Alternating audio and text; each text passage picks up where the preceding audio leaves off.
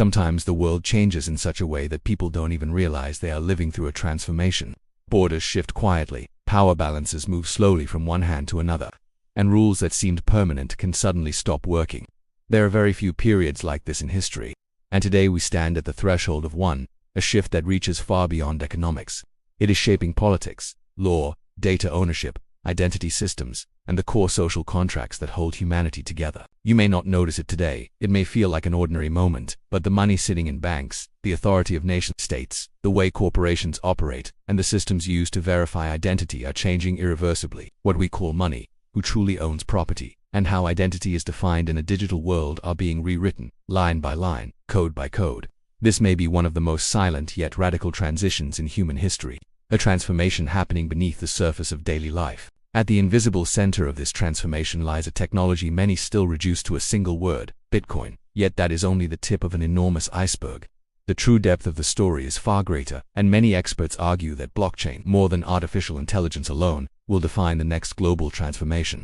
Blockchain is not only a system of transactions, it is a proposal for a new political, economic, and social order. So we can calmly say, if you do not understand blockchain, you will not understand the new world order, and this statement will echo louder in the years ahead.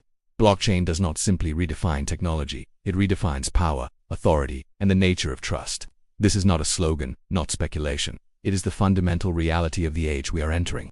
At the foundation of every system lies a single concept: trust, and empires, banks, notaries, stock markets, elections, even money itself are built upon it. When trust collapses, the state collapses, the economy collapses, and society collapses behind it, leaving only uncertainty. Without understanding the history of trust, we cannot understand blockchain, because blockchain alters trust at its core. In the earliest human communities, trust belonged to the leader of the tribe, because power and decisions and survival were bound to that one person. Later, empires rose, and trust moved into the hands of monarchs, kings, and ruling houses. And as territories expanded, trust shifted toward institutions. With the rise of nation-states, trust was handed to courts, banks, signatures, seals, documents, records, and whatever the state declared was often accepted as truth. The Industrial Revolution, international trade, stock exchanges, and global banking transformed trust again, turning it into regulated, digitized information. Money was no longer only paper. It became numbers on a screen, and what we call wealth often exists only as digital records. But that long journey of trust crashed into a wall in 2008, when the global financial system collapsed. Banks failed, markets panicked, and confidence shattered around the world. People asked, if the financial system can fail this easily, what exactly are we trusting? And what happens when a bank closes, when a currency collapses, or when a government defaults? The answer came from an unexpected place. When a person or group known as Satoshi Nakamoto published a document proposing that trust should no longer be given to humans, but to mathematics, no intermediaries, auditable and unchangeable and not controlled by any central power, and that idea became the foundation of the blockchain revolution. Blockchain is not difficult to understand, it is simply different, like a single ledger that is not stored by one authority but duplicated across thousands of computers. When a new entry is added, everyone sees it, and once recorded, it cannot be erased or altered by any single hand. No individual can delete it, no institution can hide it, no authority can manipulate it alone. Which means blockchain decentralizes trust and declares that truth does not belong to any single power, it is verified collectively. Before going deeper, we look at the history of blockchain, and in 2008 the Bitcoin white paper was published. In 2009 the first block was mined. In 2015, Ethereum introduced smart contracts, turning blockchain into a platform for self-executing agreements, systems that operate without permission. Between 2017 and 2021, crypto entered global discussion, billions flowed into markets, and by 2023 nation-states began designing digital currencies. Most countries are now developing or testing national digital currency systems. Some have pilot programs, others are creating new legal frameworks. Blockchain is no longer just an investment space. Governments, corporations, military structures, and intelligence systems are debating its future, because those who control money control society. We are watching the rise of a new form of monetary power, a force that may reshape global geopolitics. Blockchain has now entered hundreds of fields, including health data, property and land registry, digital diplomas, elections, supply chains, logistics, energy, music, film, and intellectual property rights. It is no longer just a record system, it is becoming the operating system of human life, a foundation upon which future institutions may be built. Meanwhile, CBDCs, central bank digital currencies, are emerging across China, the European Union, Russia, Gulf nations, South America, and Africa, creating a shift that is not only economic, but geopolitical. It may appear slow, but those paying attention know that for the first time in centuries, the global monetary system is preparing for a transformation that cannot be reversed. In the near future, governments may be reshaped, real-time taxation could become standard, elections could be verified immutably on-chain, public spending may become transparent, money may be programmable, and some currencies may have expiration dates or limited usage.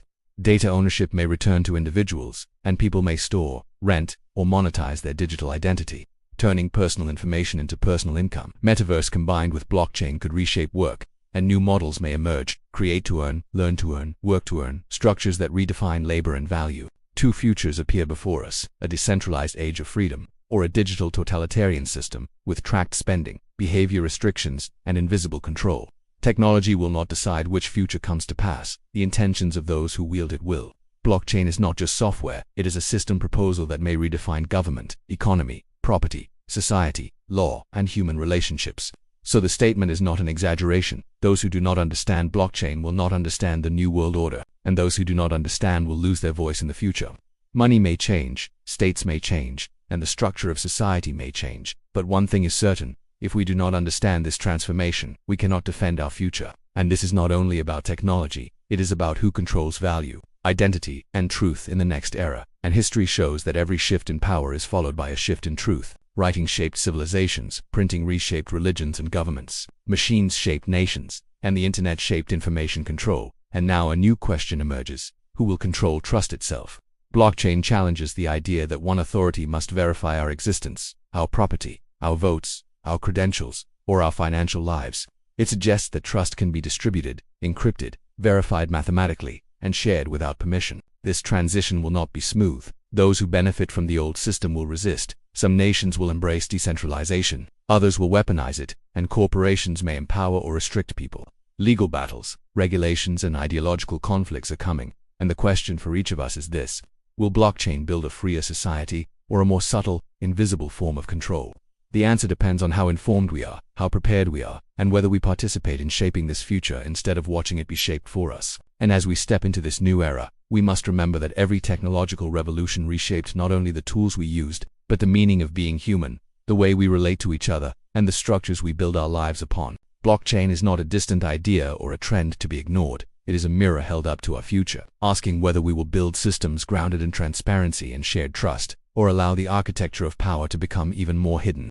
We are not just observers of this change, we are participants, and our choices will determine the world our children inherit. So this moment demands awareness, curiosity, and responsibility, because the technologies we adopt become the civilizations we live in.